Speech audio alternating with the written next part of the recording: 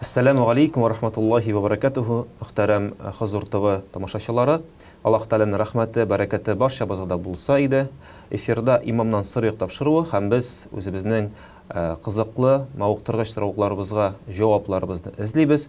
Студиябызда кунакта Имам Хатиб, безнең яраткан даими кунагыбыз. Күпләр өчен инде аларның күп кенә сорауларына җавап биргән, бүгенге көндә дә менә шундый яхшы институт, гаилә институтына кагылышлы сорауларга җаваплар эзләүче, аны аңлатып бирүче һәм инде гаилә мәчете имам Хатибы Рөстәм хәзрәт Хәйруллин. Ассаламу алейкум ва рахматуллахи ва баракатуху. Ва алейкум ассалам. Хөрмәтле мөхтәрәм тамашачыларыбыз, инде сезнең дә безнең шушы әңгәмәгә безгә кушылып, киләчәктә үзегезнең сорауларыгызга җавапларны ала аласыз. Аның өчен бары тик менә экраннарда күрсәтелгән адреслар буенча безгә үзләрегезнең сорауларыгызны язып җибәрергә кирәк. Беренчесе ул безнең почтабыз, ул да булса узнаем у имама @huzur.ru электрон адресыбыз һәм инде Instagram аккаунт, ул да булса Huzur Media. Шунда сорауларыгызны язып җибәрсәгез, иншалла без аларга шушы студиябызда хәзрәтләр белән бергә сораулар табарга, җаваплар табарга тырышырбыз. Инде Рөстәм хәзрәт, кабаттан ассаламу алейкум. Безгә шуннан да күп сораулар килә һәм шунда бер кызыклы дип әйтик инде сораулар башлыйсым килә. Төнге сәгать 10-нан соң ялгызын гына мунча керергә ярыймы дип язганнар безгә. Бик кызык сорау. Гомумән җәмәгать ул безнең татар халкыбызда һәм гомумән бөтен халыкта кич, мәсәлән, Расулullah sallallahu aleyhi ve sellem әйтә бит, кояш байгач шайтаннар чыгалар ди. Шуңа күрә Расулullah әйтә, баланы да йоклатканда шушы кеше икендедән соң, мәсәлән, икенде намазыннан соң йоклатмагыз, үзегез дә йокламагыз. Менә ул барыбер шайтаннар бар, ләнәтулла алейһим, һәм алар безгә төрле зыян китергә мөмкин, куркытырга мөмкин. Һәм шунда мәсәлән шулык төннә курбан чалу мәсьәләсе, кешене җирләү мәсьәләсе, мунчага бару мәсьәләсе әлбәттә аерым тора, чөнки мунча ул шул җир кая намазда укылмый, ягъни анда җиннәрнең, шайтаннарның уясы. Шуңа күрә менә мунчалар төрле бар. Мәсәлән, мунча авылда торабыз, бакчабыз зур, бакчаның теге башында мунча. Анда барып җиткәнче йөрәк аска китә, анда кирсәң караңгы. Әлбәттә, менә шул вакытта әзрәк кыз балаларыбыз соклансын. Әгәр дә башка мөмкинлек юк икән, юынырга кирәк, менә шушы вакытта гына, ул вакытта әгәр дә ул кияүдә, аның мәсәлән ире әү әтисе аны саклап торсын, урамда көтсен, һәм ул юынганда бөтенләй теге шәрә юынмасын. Менә ул мәсьәлә. Әгәр дә хәзерге мунчалар бит игә кергән, и белән тоташ, ул вакытта кешеләр дә утта яна, бөтенесе ул вакытта әлбәттә сакланып, дугаларын укып, сул аяктан кирип, юынып чыгарга була. Мунчага кергәндә алсыны дип укырга кирәк. Шулук бәдрәфкә кергән дугалары укыла, я Раббам, теге безне шушы пычрак булган әйберләрдән сакла дип, гарәпчәсен кире безгә кергәндә гуфранәкә, я Раббам, гафу кыл, һәм мунчада сөйләшмичә, бик теге көлмичә, шулай әгәр дә төнгә калдык икән, тиз юынып чыгарга. Менә мунчага кергәндә дип әйттек, шундый дугалар укыла дип әйттек инде, мәсәлән, тагы мунчада нәрсә эшләргә ярамый. Гомумән, теге менә кычкырып яшәргә, тагы нәрсә, ул бит инде шайтаннар җире дип әйтелә, шуңа күрә һич ярамый. Аллаһ Тәгаләнең без дугалар укымыйбыз, Куръан укымыйбыз, теге Аллаһ Тәгаләне зикр итмибез, менә шундай. Әгәр дә хәзрәт әмнә тәхәрәт гысыл алганда бисмилла әйтергә кирәк, бит нишләргә? Ул эштән генә бисмиллаһир-рахманир-рахим әйтеп юынып чыгабыз. Кергәндә яки инде дугалар укыганда бисмилла әйтеп була. Һәм сез әйттегез, гомумән киенебрәк җуынырга дип инде бу бөтен кешегә дә кагыладыр бит. Гомумән әгәр дә без берничә кеше, мәсәлән, мунчага кирсәк, ул гаврәт җире бар. Мәсәлән, ир белән хатын арасында әлбәттә гаврәт җире юк, теге бер-берсен алар шәрә күрә алалар, ләкин Расулullah sallallahu aleyhi ve sellem'nin хатыннары нәрсә ди? Без ди Расулыбызны бердә шәрә кыяфәтендә күрмәдек. Ягъни Расулullah барыбер һәр вакыт каплап, теге гаврәт җирләрен каплап хатын янында да булган иде. Гади мәсәлән, без сезне белән мунчага кирдек, ике ират бит, ничек киенергә? Менә ирләр арасында гаврәт капланган булырга тиеш, һәм әгәр дә хатын-кызлар керә, нәкъ хатын-кызларның да ирләр арасында шикелле нәкъ шул гаврат. Әгәр дә мәсәлән без кайдыр җылы якка киттек, анда су керәбез, ул вакытта хатын кызга чит ирләр алдында менә куллардан тыш, битеннән тыш башка җирләре капланган булырга тиеш. Килеп чыга, ир белән хатын мәсәлән мөшәккәр икән, аларга да хәерлек булып тора үз гавратларын каплап керү. Әйе. Мәсәлән, анда апалы сеңле керсәләр, шулай ук Шулай капласалар хәерлерәк, әлбәттә, менә алар апа белән сеңел булса да, алар арасында гаврат бар, шушы минималь рәвештә гавратны капларга кирәк. Гомумән инде мунча ул теге озак әкренләп теге йөри торган җирдә түгел бер караганда, чыннан да ул чистарына торган җир, кереп чистарынып чыгып китсәң, тизрәк шабынырга нитәргә бөтенесе рөхсәт ителә, ләкин менә шунда ук без беләбез, теге бер кагыйдә бар, үзеңә зыян китермә. Мәсәлән, кемдер шабынга шәрәхәт булып китә, кемдер шабынса хәле бетә. Менә ул вакытта да ул аны нитәргә тиеш, карарга тиеш. Мәсәлән, шул ук закламый ураза да килеп җитә, ураза аенда хәзрәт ярыймы, юкмы, уразада да ураза тоту авыр. Тан син шабынсаң, синең хәлең китә. Шуңа күрә үзеңә зыян китермә, ләкин көндез юынып алырга була, кич белән мунча керергә, шабынып чыгарга була. Ягъни мунча керү, кыйнап кына чыгу, ул һич тә уразаны бозмый, бу чиркта мөһиме кешенең үзенә авыр булмасын дип әйтәбез инде, иншалла. Бер мәсьәлә калган иде, бер ханым яза. Бер ханым яза, менә сезнең аша Алла тәала разый булсын. Хәзрәт ди, менә бездә мунча мәсәлән атнага бер ягабыз. Без авылда торабыз, безнең душ керә торган урыннар, нәрсәләр юк. Без яшьләр, ир белән хатын кыз торабыз. Менә ул вакытта гысыл алу мәсьәләсе нишләргә? Мин гысылсыз таяммум алып кына йөрсәм ярыймы? Ул җәмәгатьул муслимин бу мәсьәлә бит ул бүген генә чыккан мәсьәлә түгел. Мәсәлән, ул гомумән әбиләребез вакытында, бабайларыбыз вакытында булган, чөнки алар да яшьләр иде. Алар бергә тормаса без булмас иде. Гомумән аннан да алдарак. Алдан пәйгамбәребезгә хатлы. Шунда әлбәттә һәр кеше үзенчә шушы ситуациядән чыгарга тырышсын, ләкин гысылсыз йөрергә ярамый. Гысылны иртән алып, иртәнге намазны укырга тиеш. Һәр кеше үзенчә, кемдер бәлки аның мунчасы җылы калган, мунчага кереп юынып алсын. Кемнеңдер башка мөмкинлек юк, бәлки теге җылырак урында тазларны куеп. Менә шуңа күрә ул ирләр, сез үзегезгә дә, хатын кызларыгызга да шундый урыннарны булдырыгыз, кая сез дә гысылны аласыз, һәм хатыныгыз да гысылны алыр, чөнки гысылсыз намазда булмый, гысылсыз күз дә тия, сихр дә тия, башка әйберләрдә, шуңа күрә менә гысыллы булып йөрик. Һәм хәзрәт, шулай мәсәлән, бер тамашачыбызның язган соравын хәтерлим. Ул дип әйткән иде, нәкъ сезнең кебек аның мунчасы бик еракта, бакчаның теге башында дип әйткән, һәм кыш көннәрендә бигрәк тә авыр ди, әле ул теге өйләнмәгәндә егет, әмма полиция дигән нәрсә бар, моннан бер ничек тә качып булмый. Менә шул вакытларда мунча безнең бик салкын ди, салкын тиюдән куркам ди, бу чиркта миңа нәрсә эшләргә дип әйтә ул. Полиция белән уяндым, мунчада салкын бузланган су гына бар, чөнки ул менә бакчаның теге башында, бу чиркта миңа нәрсә эшләргә дип әйтә ул. Чөнки мунчага кереп, хәтта ки су җылытып тәкереп булмый, чөнки мунча салкын дип әйтә. Гомумән, бу нәкъ шул ук мәсьәлә, чөнки күп авылларда нәкъ шундый ук халат. Шуңа күрә менә ул да үзе дә, ул бит бүген генә түгел, менә ул көн сайын булырга мөмкин. Әмма аннары өйләнер, Алла бирсә, кыз бала кияүгә чыгар, Алла бирсә, тора башларлар, анда менә гысыл мәсьәләсе, шуңа күрә иләрендә шундый берәр җылы почмак булдырсыннар, кая тазларын куеп юынып булыр. Теге кунганны, мәсәлән, зуррак таз алып, кунган алып юынып алсын. Ягъни бу чиракта инде без аклан эзләгәнчә үзебезнең теге вазифабызны үтәргә, мөмкинлекләр генә эзләргә тиешлебез. Һәм Аллаһ Тәала үзенең җиңеллекләрен бирер, иншалла. Инде бу сорауга әле без кайтырбыз, чөнки инде шундый кызыклы теманы чыннан да күтәрдек. Көннәр әле күпләребез өчен ул мунча шундый бер гади генә җир булгандыр. Менә инде шушы сораулардан соң, шушы җаваплардан соң аларны тагын да сораулар арткандыр. Исегезгә төшерәбез. Үзегезнең кызыклы сорауларыгызны экранда күргән адресларга җибәрә алырсыз. Инде без алдагы килеп ирешкән сорауга күчик. Мәрхүм кешедән калган шәхси әйберләр белән нишләргә? Ясалма тешләрен яки күзлеген ташларгамы, кая куярга?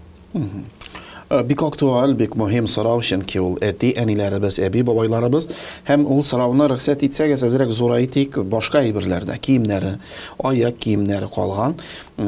Шунда әгәр дә шушы ясалма тешләре булсын, әгәр дә мөмкинлек бар, аларны җыеп, менә әти-әниләребезне җирләдек, әзрәк казып, шунда күмеп куйык. күмеп куйык. Күзлек мәсьәләсе менә сатып алынган әйберләр, әгәр дә үзегезгә истәлек итеп калдырыйм икән дип уйласагыз, калдырыгыз. Каралы, миңа да әтинең күзлеге туры килә икән, кияргә ярый, гынахы юк. Шул ук күлмәкләрен, башка әйберләрен кисәгез була. Ләкин үзегез юк, хәзрәт, мин шикләнәм, хәзерге дәврдә бик күп мискин ятимнәр, шуңа күрә мискин ятимнәргә аны таратыгыз. Мәсәлән, безнең мәчетебездә дә без мәрхәмәтлек бүлмәсен булдырдык, кая менә шушы әйберләрне җыябыз, тикшерәбез, рәтлибез һәм мискин ятимнәргә таратабыз. Менә шундый урыннарга бирегез һәм ул нитмәсен. Әгәр дә хәзрәт аны киерлек тә түгел, биткән, ниткән, нишләргә ул вакытта әгәр дә бакчагыз бар икән, яндырыгыз, мәсәлән, мунчагыз бар икән, яндырыгыз. Хәзрәт, яндырырга да урын юк, берәр яхшы гына төреп, нишләтеп, шушы шүп яндыра торган җирләргә бирсәгез хәерлерәк. Шуннан да кайбер кешеләрнең бит хәзрәт үз шундый бер горефләре бар дип әйтик инде, бәлки ул теге яхшы да, бәлки начардыр, әмма күп кеше шикләнә түгел, курка да. Мәсәлән, мәетнең киеменә кагылырга, аны киергә киләчәктә. Ул кешеләргә нәрсә дип әйтеп була? Теге киегез, курыкмагыз дип, әллә инде шуннан да куркуыз дөрес дипме? Чөнки кемдер әйтергә мөмкин, менә ул үлде, аның негативы калды, яки аның мәсәлән теге мин гомумән мәетләрдән куркам дип әйтергә мөмкин. Бу чирактан эшләргә. Куркмасыннар, чөнки безнең гомеребез, безнең тәкъдиребез ул күлмәктән дә түгел, ул әтидән калган, мәсәлән, штаннардан да түгел. Ул Раббыбыз Алладан. Аллаһ Тәала безгә нинди тәкъдир биргән, безнең гомеребез шундый булар. Шундый булар. Ләкин бу әйберләрне киярлек икән киегез, зияны булмас. Ул әти әниләрегезгә менә күпме анардан калган әйберләрне киеп йөриләр икән, шу хатлы көндә аларга әҗр савабы языла. Бу дөньяда әби бабайларыбыз, туганыбыз, якыныбыз булмаса да, шушы негатив энергия дип әйтик, ул күчми. Аллаһның рәхмәте белән ул сезгә күчмәс. Шуңа күрә әгәр дә сез теге куркып шиклән, менә шулай икән дип, әлбәттә фәрештәләр әмин дип әйтә дә, ул сезгә шул ук әйбер булачак. Ләкин шикләнмәгез, шикләнү шайтаннан куркмагыз һәм иншалла ул берәр яхшырак әйбер икән белгән мискенгә бирегез, каралы менә әтидән калган дип рәхим итеп үпкәләмәсәгез киегез. Әйтмәсәгез дә була, юып нишләтеп бирегез, ул да шикләнмичә кисен, ләкин күпме ул аны киеп йөри, әтиегезгә шу хатлы савабы бара. Иншалла, садака булып барсын. Менә бик күңелле һәм кызыклы сорау, бүгенге көндә чыннан да авылларда ул сорау тумаска да мөмкиндер, менә шәһәр кешеләре өчен бу чыннан да актуаль сорау булып торадыр. Минемчә, балалар иебезгә көчек алырга телиләр. Бу очракта безгә нишләргә дигәннәр? Җәмәгать, Аллаһның рәхмәте белән бар хайваннар кайсыларны Расулыбыз саллаллаһу алейһи ва саллям идә тотарга рөхсәт иткән. Бар хайваннар кайсыларны Расулыбыз саллаллаһу алейһи ва саллям тыйды. Ягъни аның һәр хайванның үз урыны бар. Мәсәлән, шул ук ихатабызны саклар өчен, мәсәлән, сез анда фермер, сезнең көтү йөри, шуларны саклар өчен этләрне тотарга ярый.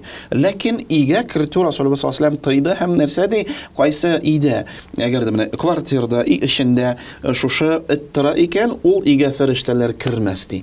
Фәрештәләр килмәсә, кем килә? Шайтаннар килә, Алла сакласын, әстәгъфирулла. Шуңа күрә балаларыгызга да төрле сәбәп табып, башка берәр әйбер белән бәлки алыштырыгыз. Чөнки балага ул мәхәббәт кирәк, ул кемнедер карарга тиеш, ашатырга тиеш, ул тәрбия. Без бетербез шулай үстек бит. Хәзрәт, нәрсә менә без квартирада торабыз, нәрсә тотыйк?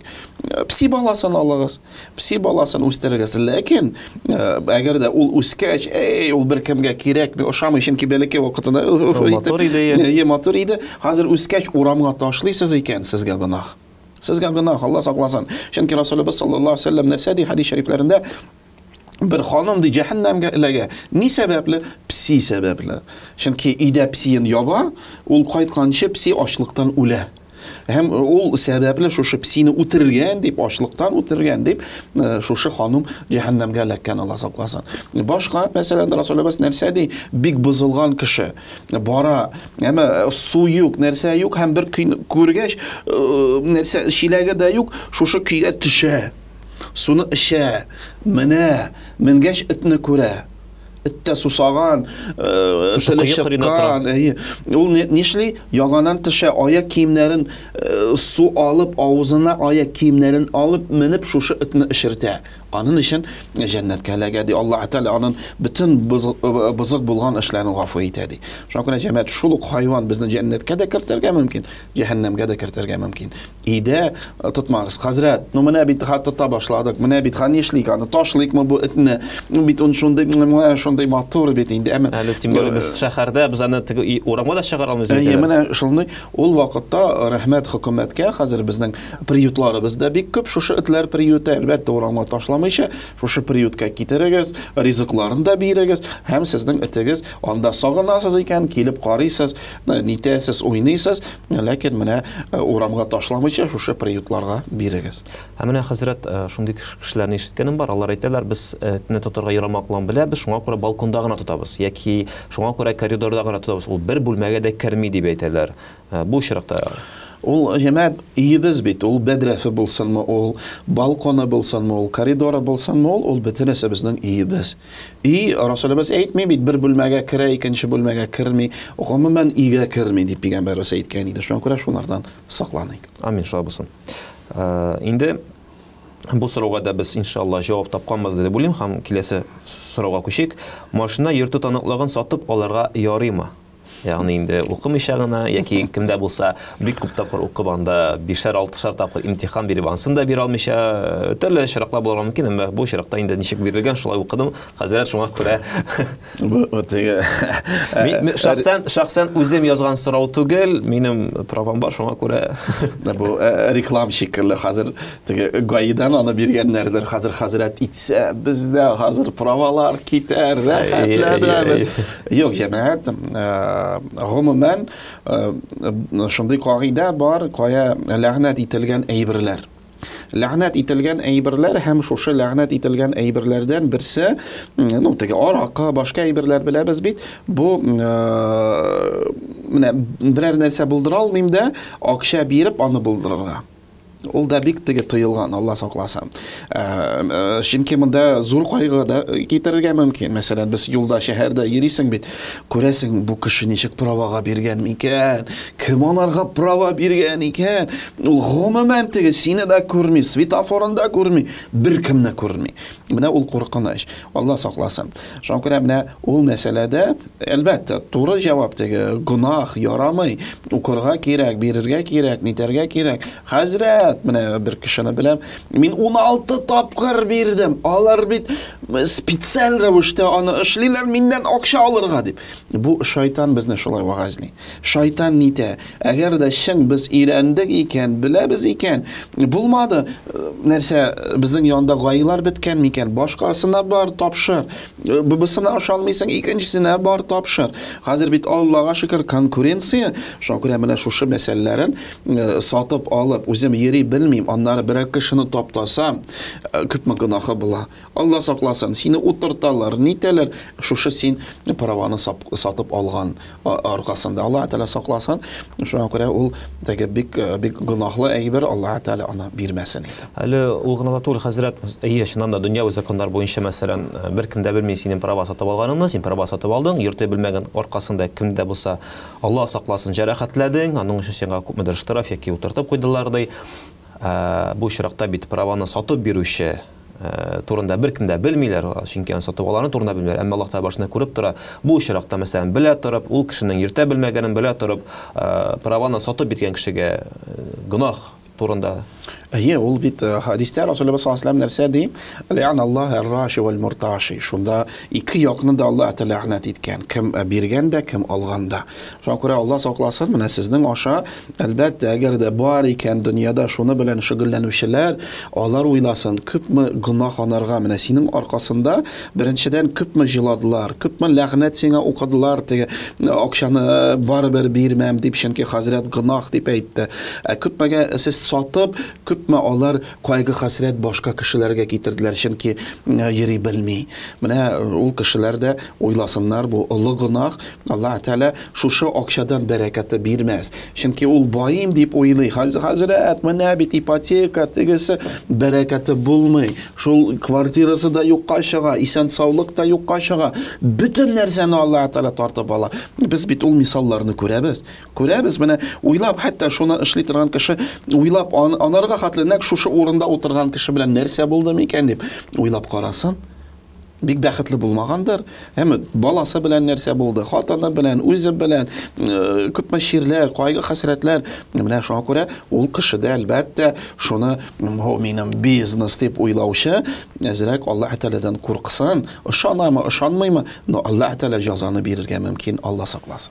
Шуннан да, чөнки гөнаһ аның үзендә булып та, ул аның тәэсирен үзендә күрмәсә дә, туганнарында, дусларында, әти-әнисендә, балаларында күрергә мөмкин. Шуңа күрә шуннан да инде безнең әле генә килеп кушылышырга без искә төшерәбез. Имамнан сорык тапшыру бар эфирда һәм үзегезгә кызыклы булган сорауларыгызны имамнарыбызга сез дә бирә аласыз. Әле генә экраннарда күргән адреслар буенча. Хәзрәт, инде дәвам итик. Тагын бер сорау шундый. Машина йөртү белән шулай ук бәйле, юлда, автобуста укылган намазны өйдә тагын бер кат уку кирәкме? Мәсәлән, кеше сәфәрдән кайта икән һәм ул автобуста намаз укыган, утырып, мәсәлән, бәйтигән иченгәндә басып та булмый дигәндәй, аны кабат укырга кирәкме? Гомумән, менә намаз Аллаһ Тәалә безгә 5 вакытын биргән һәм әмер иткән, һәр намазын үз вакытында укы. Аллаһның рәхмәте белән Аллаһ Тәалә безне шу хәтле ярата, Аллаһка шөкер, мөмкинлекләр бирә. Һәм иң беренчедән менә мәсәлән, Хузур нашрияты намаз җәдвәлен бирә дә, анда язылган 12:00 илә намазы. Кеше бит шуны күргәч уйлый, хәзер 12-дә укымасам, бетте намаздан китми дип нишләргә? Шуңа күрә менә ул җәдвәл, бик дөрес җәдвәл җәмәгать, сез шуны кулланыгыз, ләкин 12-дә намаз вакыты шушы иләнен вакыты башлана һәм аннан соң бара 2-дә. Менә шушы 2-дәгә хатлы бара. Ягъни менә 2 арада без 1, 2, 3, 4 минутны табып, баскан килеш рәхәтләнеп намазны укырга кирәк. Хәзрәт, кыш, мәсәлән, кыш көне бер намаз артыннан икенче намаз бик тиз киләләр. Нишләргә ул вакытта җәмәгатьул муслимин мәсәлән, самолет, автобус, башка җирдә чыгып та булмый, туктатып та булмый. Нишләргә? Вакыты менә чыга, анда утырган килеш укыгыз. Ләкин менә уже барып җиткәч, нишләткәч, басып укырлык булганда, аны яңадан укып чыгыгыз. Ни сәбәптән? Хәзрәт, мин бит укыдым. Нишләп яңадан укырга кирәк? Чөнки басып уку ул намазның рөкене. Ягъни аның фарызы. Әгәр дә менә мин аны үтәмәдем, намаздан китми. Намаздан китми. Ләкин, мәсәлән, мин барып җитә алмыйм, авария. Мин бу дөньядан киттем. Алла каршына бастым. Нишләп укымадың дигән сорауга, я Раббым, менә утырган булса да укыдым дип җавап бирерлек булсын. Ләкин мөмкинлек булу белән без баскан килеш яңадан шушы фарызын укып чыгарга кирәк. Оман, хәзрәт, шундый бер сорау ишеткән бар, шулай үзенең дә сорау биргәннәре бар, менә басып укырга кирәк намазны, менә утырып кайчан гына укырга ярый дип сорау биргәннәр берсендә. Бу исән саулык белән бәйле. Мәсәлән, менә күп сорауларыгыз килә бит, ширләгән кеше, хәзер менә реанимациядә ята торган, больницаларда ята торган, нишләсен? Мөмкинлек менә хәле юк, утырып укый ала икән, утырып укысын. Хәле юк, ятып кына укый ала икән, ятып укысын. Бөтенләй хәле юк, күзләр белән генә укый ала икән, күзләре белән генә укый алсын. Мәсәлән, утырган килеш, менә хәзрәт, ничек шушы бу сезнең кыям шикелле булсын, менә авырыйсыз, рәкүк әзрәк кенә бөгелдегез, сәҗдә ныграк бөгелдегез. Менә ул сез утырган килеш укыдыгыз. Яткан килеш ничек әзрәк башын күтәрдегез, ныграк күтәрдегез. Менә шулай укып чыгу. Ләкин ул исән саулыгына бәйле, кайчан мин исән сау, рәхәтләнеп басып та укый алам икән, ул басып укырга тиеш. Хәзрәт, мин уялам. Менә бит больницаларда без бөтенебез бит ятып чыктык. Хәзрәт, монда бит башка кешеләр хәзер бармак белән күрсәтерләр, көлерләр. Әгәр дә син алар белән сүгенеп утырдың, әмма Алла сакласын әле, пиваларны мактап ничек элек эчә идең, шундан соң син намазга бассаң, көлерләр. Biz бит bütün җирдә без мусульман булырга тиеш. Дуслар беләнме, больницадамы, поездамы, самолеттамы, мин bütün җирдә мин мусульман. Минем намазым, минем уразам, минем телем, минем күзем, bütün җирдә мин мусульман. Шуңа күрә мөмкинлек бар икән, баскан килеш укысын, баскан килеш. Яңлатсын, җегетләр көлмәгез, мин мусульман, минем намаз вакыты, мин хәзер укыйм, сезнең өчен дә дуа кылам, я Раббым аларга да шифа бир дип, алар укы дип әйтерләр, көлмәсләр, урыс, чуваш, мари кем булса да. Шуңа күрә рәхәтләнеп укыгыз. Иншалла. Инде бу сорауга да иншалла сорауыгызга җавап тапканбыз дип өметләнеп калабыз һәм алдагы сорауга күчик. Сәҗдәгә сахуфны фарызда гына ялгыштан кылыргамы яки сөннәттәдеме? Ул намазлар турында сүз барадыр, чөнки намазлар бүленә. Мәсәлән, бар фарыз намазлар, әмма шул мәсәлән илә намазын алсаң, аның бар 4 сөннәте, 4 фарызы һәм 2 сөннәте. Менә ул сорау шушы 4 фарызда дигән. Әгәр дә ялгышу, мәсәлән, рөкъәт менә басу бит әйттек, ул фарыз. Әмма басуны онытсаң, намаздан булмый. Яңадан укырга кирәк. Ләкин намазның эчендә бар ваҗипләр, ваҗибне күбәйттеңме, әзәйттеңме, ул вакытта я сәҗдә саху сөннәттә дә, фарызда да кылына. Чөнки сөннәттә кабул булмас, фарызда да кабул булмас. Ваҗиб намазы да бөтен. Ваҗиб намазы шулай. Витр ваҗибка шуңа да кертәбез инде. Ягъни, шуннан да бу чиракта намаз эчендәге фарыз сөннәтләргә түгел, ә менә фарыз намазлар, сөннәт намазлар турында сүз бара. Һәм иншалла, әгәр дә нәтиҗә сабай итсәк, шуннан да фарыз намазда да, сөннәт намазда да яки шул ук витр намазында да без ялгышабыз икән, ваҗипләрдә без сәҗдә сахуны әлбәттә кылачакбыз иншалла. Икенче сорауга күчкәнчә, менә еш ишетергә туры килә ашларда, мәҗлисләрдә, Аллаһның рәхмәте белән, менә сез намаз дөрес укыйсыз, дөрес укымыйсыз, булай укырга кирәк, тегеләй укырга кирәк. Җәмәгать менә Хузур ТВ каналын карыйсыз бит Аллаһның рәхмәте белән. Менә шул ук Хузур нәшрияты китапларын чыгарган, мәсәлән, намаз китабы, Ибадатул Исламия, башка. Менә бу нәкъ шушы Пәйгамбәрбез саллаллаһу алейһи ва саллям укыган шикелле, тоткан шикелле. Шуңа күрә әллә нинди сүзләр аннан ишетмәгез, дөрес укымыйсың, тегеләй кирәк, булай кирәк.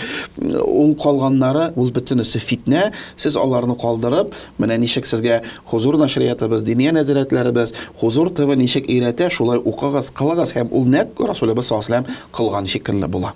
Шуннан да миндә үзебезнең тамашачыларыбызга исегезгә төшереп китәсем килә. Намаз уку тәртибе ул бүген яки кичә генә уйлап чыгарылган теге тәртип түгел. Ул шуннан да безнең пәйгамбәребездән бирле килә һәм инде безнең шушы Хузур нәшрияты чыгарган китапларда да үзебезнең һәрбер мөхтәсибкә караган, мөфтияткә караган имамнарыбыз да нәкъ шулай иттереп намаз укырга өйрәтәләр. Аның тәртипләре бар, билгеле һәм бу чирактан иншалла нинди генә хәзрәткә килсәгез дә алар сезгә аны өйрәтеп китерләр. Китапларны карасагыз да, безнең калган тапшыруларны карасагыз да, иншалла сез дөрес итеп намаз укырга өйрәнерсез һәм дөрес итеп инде ялгышсагыз, ничек итеп сәҗдә сахасын да кылырга, калганнарны иншалла өйрәнерсез дип уйлыйм.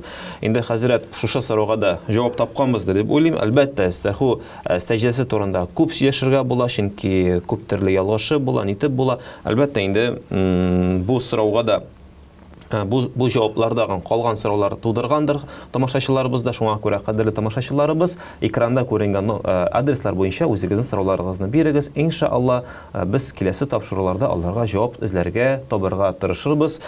Инде алдагы сорауга күчим. Сезнең рөхсәт белән, хәзрәт, Насара хатыны яңа туган баланы чукындырырга теләсә, мөселман иренә ни эшләргә? Бу инде чиракта, минемчә, катнаш никах турында сүз барадыр, чөнки мәсәлән, кемдер Никахларга кайтсак, җәмәгать, гомумән, әлбәттә, без имамнар өйрәтәбез һәм аңлатабыз, никах бер дин әһелләре арасында булсын. Мәсәлән, җегет мусульман икән, хатыны да мусульман булсын. Һәм никах укылсын. Һәм шушы никах вакытында, әлбәттә, шушы хатын-кыз башка милләт, башка дин әһеле булгач, имам анарга тәкъдим итә, безнең динебезне кабул итегез, ла илаһа иллаллаһ, Мухаммад Расулуллаһ дип иман кәлимәләрен әйтегез. Әгәр дә ул бу ла илаһа иллаллаһ Мухаммад Расулуллаһ дип әйтә икән, ул башка милләттән булса да, ул безнең динебезне кабул итә һәм ул кыз мусульман кызы дип санала. Мусульман кызы дип санала. Шуңа күрә, менә шундый хәл булырга мөмкин, әйтте икән, ул мусульман. Ул мусульман бер. Шуннан, мәсәлән, юк, хәзрәт, мин үз динемдә калам, мин ла илаха илляллах Мухаммаdur Расулуллах әйтмим, нишләргә? Ул вакытта имамнар аңлатырга тиеш. Кызым, балаң тугач, син үз динеңдә калсаң да, синең балаң мусульман. Мусульман. Ягъни мусульман ираттан туган бала, ул мусульман. Ялгыш хәзрәт, без бит ялгыш ширкәүгә алып бардык, ниттек, нишләттек, ничә тапкыр аны нитсәләр дә, ул бала барыбер мусульман, аны исем кушылып нитәргә тиеш, һәм ул бала мусульман ирдән туган бала мусульман. Бунда башка мәсьәләләр чыга. Хәзрәт карый, карамый, алимент түләми, башка нәрсәләр ничек инде. Ләкин кагыйдә шул, ул мусульман. Таныграк китик, мәсәлән, Алла сакласын. Никахсыз торабыз, хәзрәт. Менә ирем насара. Ирем, мәсәлән, башка милләт кешесе, никахка бик риза түгел, нитми, гаилә кырдык, ЗАГС булды, ләкин нитмибез. Ул давырда да мусульман кызыннан туган бала мусульман була. Хәтта зинадан туган булса да, баласы мусульман. Баласы мусульман, исем куштырып, мусульман баласы итеп үстерергә кирәк. Ләкин башка хәл, мәсәлән, ул ярар, мин никахка риза, ла илаха илляллах Мухаммаdur Расулуллах әйтә, ул шушы җигет мусульман була. Шушы җигет мусульман була. Хәтта аннан соң әйтсә дә, хәзрәт, мин менә шул укысын гына дип әйттем, ничек әйтсә дә, ул аны әйтте, һәм ул иншалла Алла каршында мусульман. Менә шундай очракларда булгалый, шуннан да никахталар ла илаха илляллахны әйттеләр, инде мусульман дип үзләрен теге таныттылар, әмма хатын-кыз яки инде ират бер-берсеннән яшереп, шуннан да йөрткән очраклар бар ширкәүләргә. Бу очракта менә мәсәлән ире яки хатыны белеп алды ди. Аңа нәрсә эшләргә, аңа башта ук ире белән сөйләшергәме яки аны сән хәзрәт янына барыргамы яки тагын нәрсә эшләп була бу очракта. Нинди киңәш бирер идегез? Әлбәттә, бик тавышланмагыз, чөнки вак-вак әйберләрдән гаиләләр юкка чыга. Бу зур әйбер. Бу зур әйбер, шуңа күрә шушы икенче команда иреме, хатынымы сөйләшеп, нитеп, менә без бит телевизордан карадык, хәзрәт әйтте, мусульман баласы, шулай җитми икән, әйдә хәзрәт янына барыйк, һәм сөйләшик. Гомумән җәмәгать шундый изгылар вакытында кашан гаиләләр таркала башлый. Нишләтә? Расулыбызның кагыйдәсе бар. Нинди ул үзләре үзара гына хәл итмәсеннәр, менә имам белән һәм һәр ягыннан, мәсәлән, бершәр кеше булып, шуны сөйләшеп бетерсеннәр. Чөнки менә аларны бит шайтан бутый башлый. Монда ике әни ике яктан кушыла. Ничек зинаны шукындырдык? Нәрсәләр ул бик куркыныч әйбер. Шуңа күрә бөтен нервысын төшереп, нишләтеп, матур итеп, хәл итеп бетереп, гаиләне саклап калырга кирәк. Алдагы сорау бик кызыклы сорау һәм инде хәләл җәфәттән ишетеп торсын, бу безнең тамашачыларыбыздан килеп ирешкән сорау дип әйтсәк инде, яулыксыз кызларга дусларча лайк куярга ярыймы дигән. Бу инде Instagram, ВКонтакте кебек социаль челтәрләрдә, мәсәлән, әгәр дә бер кешенең таныш дуслары ичиннән да, мәсәлән, гади кешеләр икән, мөселман түгел икән, чәчләре дә күренә, ниләре дә күренә, һәм ул аңа, мәсәлән, матур дип фоткага лайк куя. Бу очракта бу кешенең хөкеме менә, иншалла, бу бик белергә тели инде бу кеше, иншалла, әйтеп китик, әйдәгез. Бу сезнең тапшырудан соң мине тотып кыйнарлардыр инде. Әйдәгез бу сорауды бездәге сезнең ишектән караңгырак ясыйбыз йөзегезне.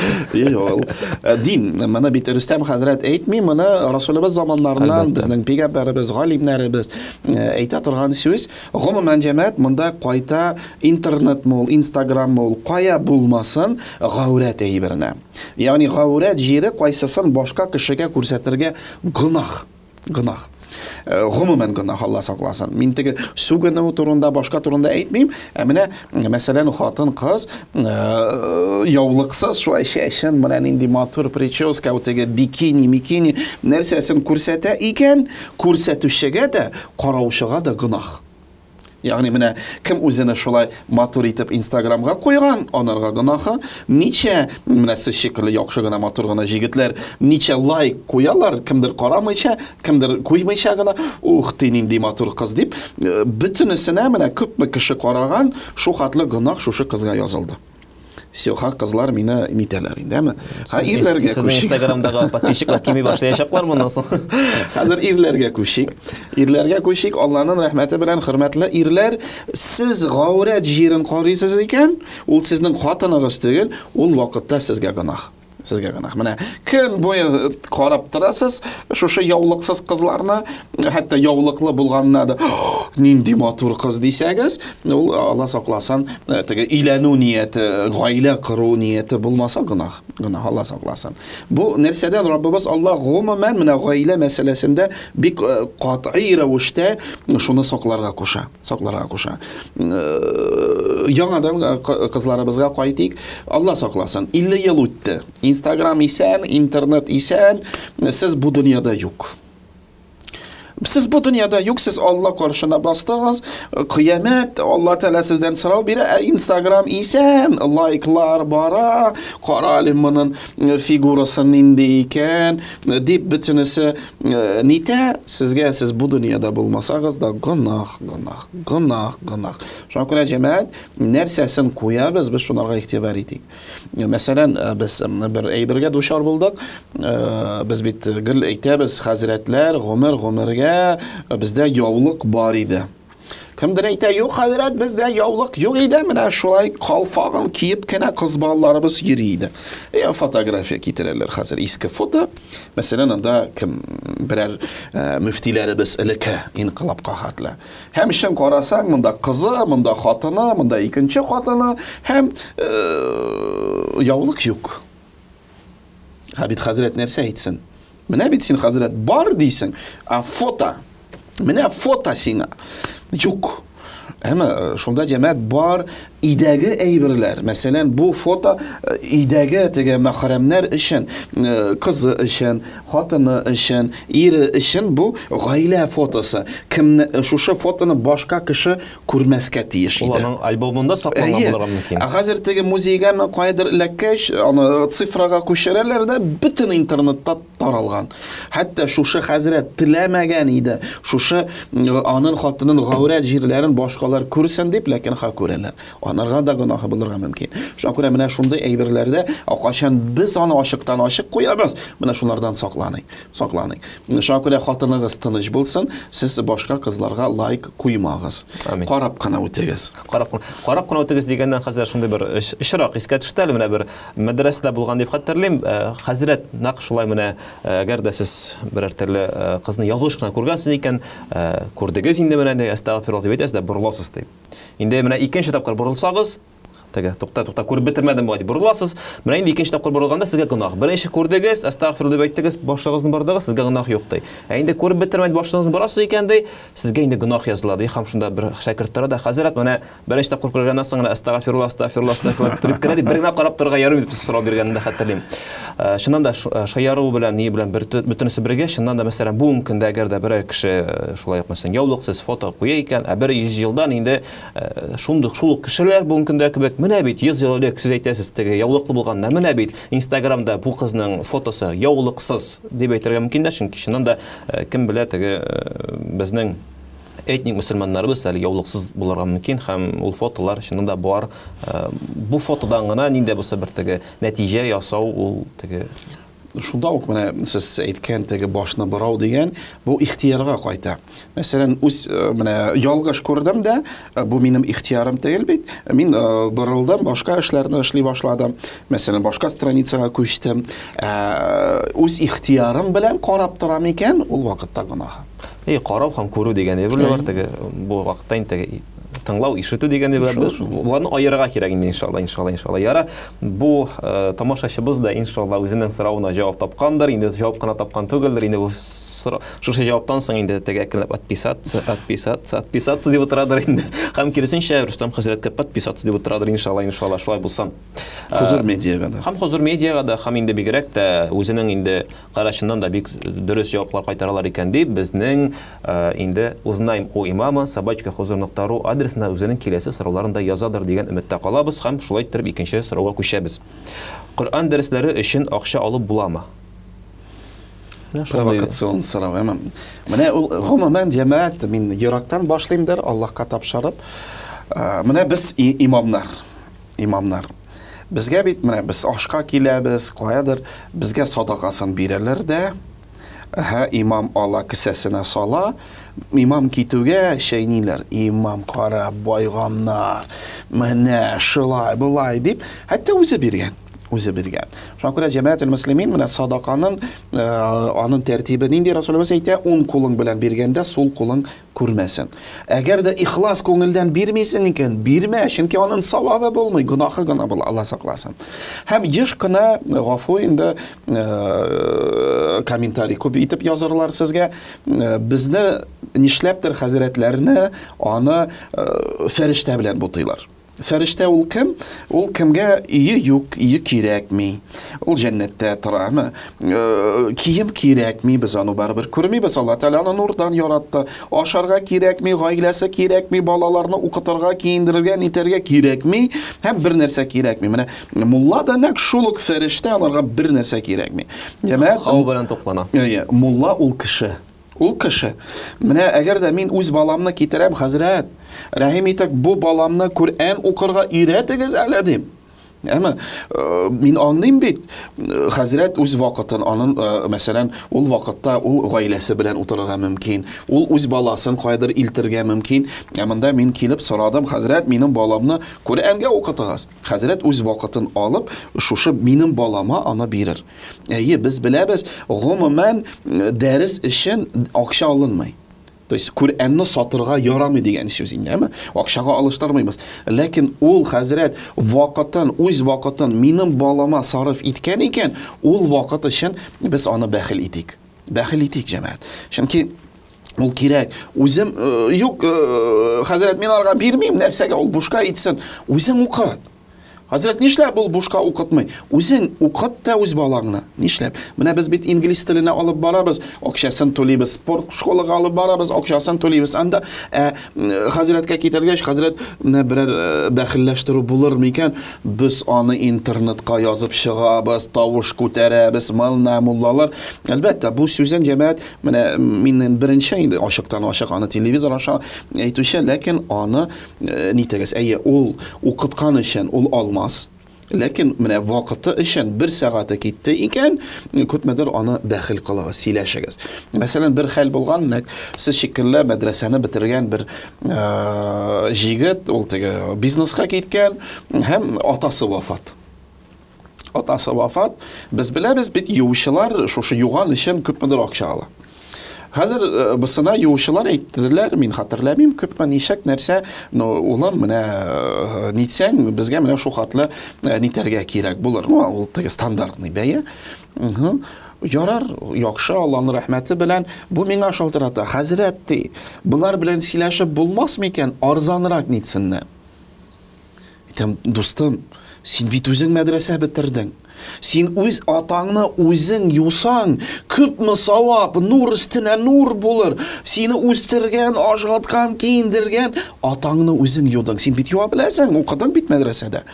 Хәзрәт, ничектер куркасың, белмисең, оныттың, начар укыдың, тан нәрсәдер, миллион сәбәп табып була, кешене сорыйсың икән, кеше белән үзең сөйләш. Без анда кысылмыйбыз, үзең сөйләш. Шуңа күрә җәмәгать гомумән әлбәттә мәчет ул әйберләргә кысылмый. Менә сез кемнедер сорыйсыз, рәхим итеп әниемне юыгыз, рәхим итеп улымны укытыгыз, сез аны үзегез сөйләшеп бетерегез. Чөнки мин әйтәм, мәчеттә дәресе дә, башкасы да бушка булырга тиеш. Ләкин кайбер вакыт менә буш булган әйберне халык хөрмәт итми. Кадере булмый. Юк, дәрескә йөртми. Нишләп килмәдегез? Хәзрәт, әзрәк йоклап алдык. Әгәр дә ул, мәсәлән, шул инглиз теле өчен түләгән икән, килмәгән икән, ул аны уятып, күтәреп алып барыр иде. Шуңа күрә җәмәгать, динсез яшәп булмый. Дин беренче урында булырга тиеш. Шуңа күрә менә ул бәлки әзрәк үпкәли торган итеп җавап бирде.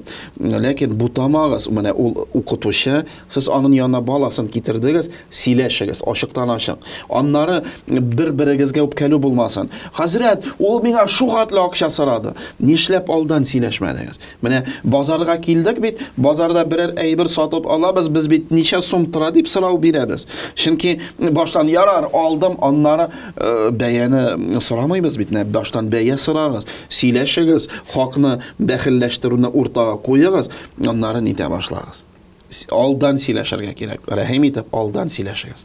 Хәзрәт, аннан соң чагыштырып була, мәсәлән, алдагы мисал белән безнең күп кенә имамнарыбыз, мин үзем авыл кешесе буларак, менә үзебезнең әтиләребез дә сөйләгәннәре бар инде, күрше авыл имамнары да яки тагын башка имамнар, алар мәсәлән атаклы пич чыгаручылар иде, атаклы тагын нәрсә чыгаручылар иде дип әйтәләр инде. Ягъни һәрберсенең үз һөнәре бар иде. Һәм әгәр дә кем мәсәлән Хәзрәт анда мине гарәп теленә өйрәтәле, Хәзрәт анда мине тагын нәрсә өйрәтәле дип инде аларның менә шушы сорау белән килгән вакытта, мин бит менә пич чыгара тиеш, мин бит гаиләмне тукландырырга тиеш дигәч, Хәзрәт борчылма, менә бу пич чыгаруның неен хакын үзем телим, мине өйрәт. Бу чиракта инде шулай чагыштырып буладыр. Мәсәлән, Хәзрәтнең үз эше бар икән, без инде укытырга сорыйбыз икән, әлбәттә әйтәбез, менә шушы вакыт өчен син ул вакытта шуның кадәр акча эшли алыр идең, әлбәттә иде мин синең үзем бирәм, чөнки сиңа да газга да түләргә кирәк, суга да түләргә кирәк, әлбәттә. Хәзер чагыштырып булмый, хәзер пич чыгару бик кыйммәткә төшә. Шуңа күрә укыту арзанрак. Хәтта ки укыту арзанрак да әле, әйе. Ну, ничек кенә булмасын, савабы күбрәк булсын иншалла. Ничек кенә булмасын, ике якта инде бу чиракта бер-берсенә теге калсыннар дип әйтәбез, җайлы калсыннар. Бүгенге шушы сораулар ул менә соңгысы иде, әмма без тапшыруларыбыз соңгысы булмасын. Инде минемчә бүгенге җавапларда кайбер сораулар тудыргандыр. Кешенең дә әле сораулары бик күптер, шуңа күрә кадерле мөхтәрәм тамашачыларыбыз, экраннарда күргән адресларга үзләрегезнең сорауларыгызны җибәрегез. Без исә алып баручылар имамнардан сорап торабыз, сезнең сорауларга җавапларын эзләп торабыз. Иншалла аларны бергә табарбыз. Инде таба алмаганнарын тагын да тирәнрәк эзләрбез, тагын да күбрәк тамашачыларыбыздан фикерләр алып, тагын да күбрәк тапшырулар ясарбыз. Иншалла барсы да безнең шушы тапшыруларыбыз Аллаһы Тәгаләнең ризалыгына китерсә иде, үзебезнең динебезне өйрәник, чөнки әйткәнебезчә, Пәйгамбәрбез безгә ләхәткә кадәр гыйлем алыра кушкан, үзебезнең динебезне өйрәник, чөнки шул вакытта безгә Аллаһ Тәгалә тыныч тормыш бирер, бәрәкәтле тормыш бирер һәм үзенең җәннәтләре белән дә бүләкләр дигән нияттә калабыз. Һәм Рөстәм хәзрәт, сезгә бүген студиябызга килгәнегез өчен, шушындый бик тәфсилле җавапларыгыз өчен зур рәхмәт, Аллаһның рәхмәте булсын. Сезгә алдагы тапшыруларда күрешү нисбәтеннән ассаламу алейкум дип әйтеп калабыз. Һәм шулай ук тамашачыларыбызга да без сезне киләсе тапшыруларда көтеп калабыз. Ассаламу алейкум ва рахматуллаһи ва баракатуху.